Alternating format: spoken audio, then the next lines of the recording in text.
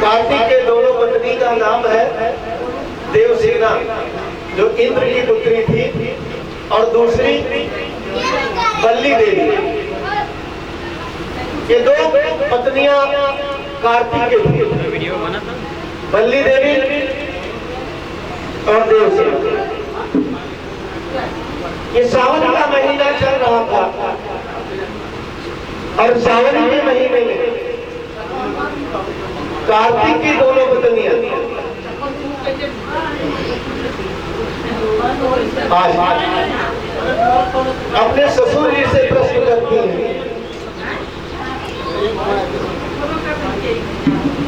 कि पिताजी,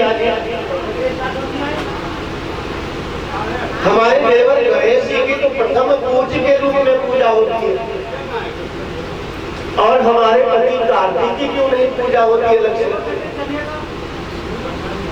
आप लोगों में से कोई कार्तिक की पूजा लक्ष्य करता है? नहीं करता है। तो आज कार्तिक की दोनों पत्नियां अपने ससुर सावन के महीने में महादेव से पूछ रही है कि पिताजी, ससुर जी। बोले हाँ बेटा। बोले मेरे पति की क्यों पूजा नहीं होती? बल्ली देवी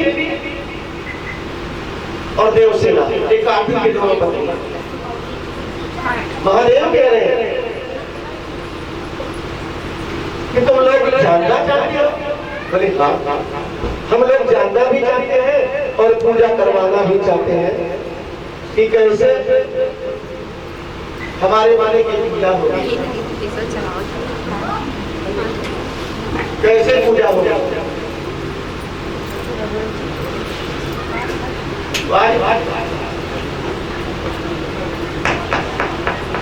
भोले बाबा कहते हैं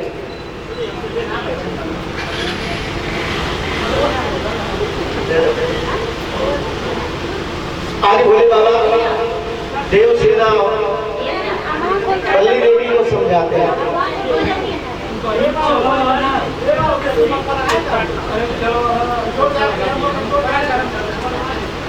क्या समझाते हैं? कि हे बेटी,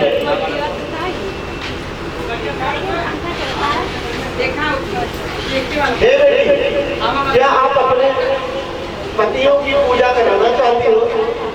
बोले हाँ। एक बेलपत्री। भोले बाबा कहते हैं कि बेलपत्री और 2 लोटा जल सावन महीने में चढ़ाओ।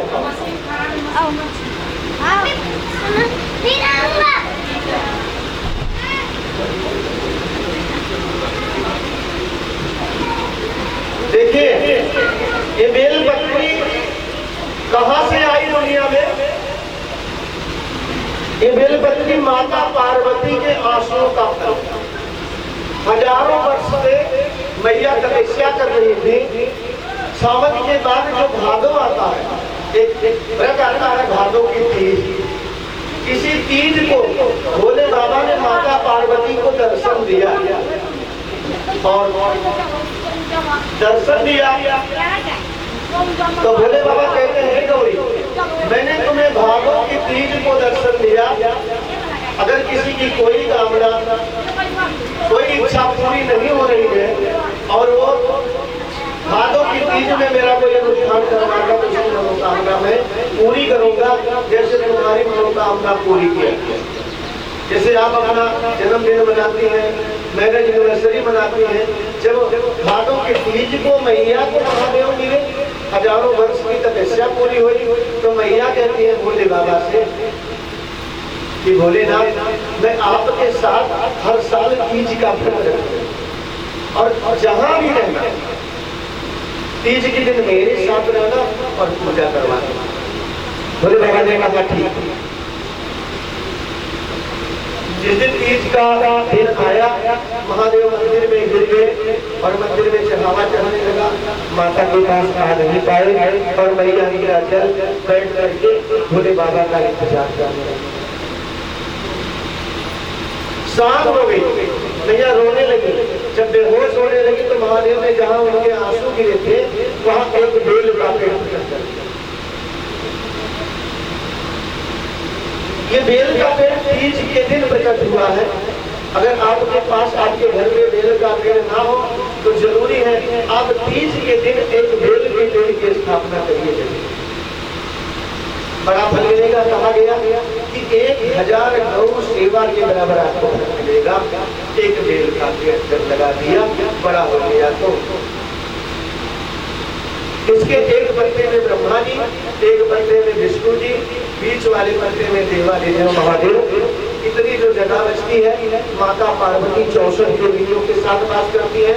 जहाँ एक लिंग पे तीनों पत्ते मिलते हैं, लक्ष्मी सरस्वती पार्वती वास करती है। आगे जो इतनी डंडी बचती है, इसमें 35 देवी देवता वास करते हैं। आगे जो ये ढेटी है, इस ढेटी में 557 तीर्थ वास करते हैं।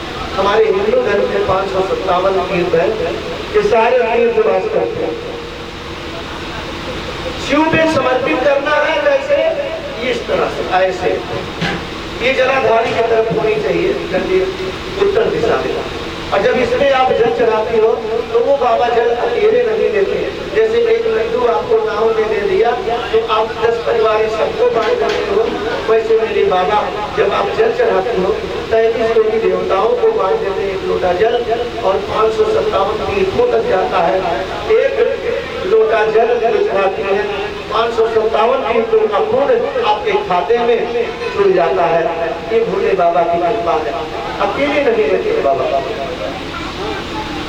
आपके पास शिवलिंग है, आपने पूजा किया, पूजा करने के बाद बेल के पेड़ की परिक्रमा कर दिया साथ, तो 7 अश्वमेध यज्ञ का फल आपको प्राप्त होगा। लेकिन इस बेल पत्री के भी नियम है।